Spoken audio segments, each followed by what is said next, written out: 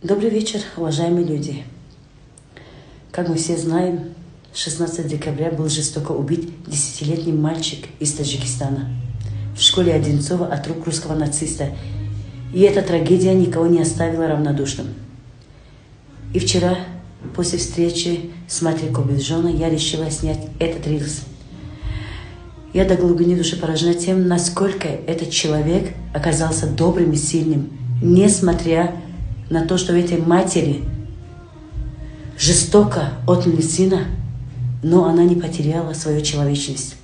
Вчера во время нашего разговора она спрашивает, в каком состоянии сейчас находится мать убийцы моего сына.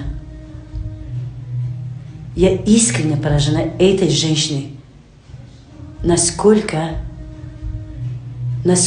у нее большое и чистое сердце, сколько в ней мудрости и света, несмотря на свою невыносимую боль.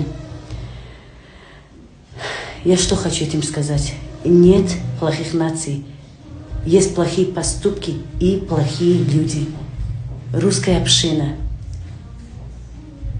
научитесь доброты у матери Кобиджона.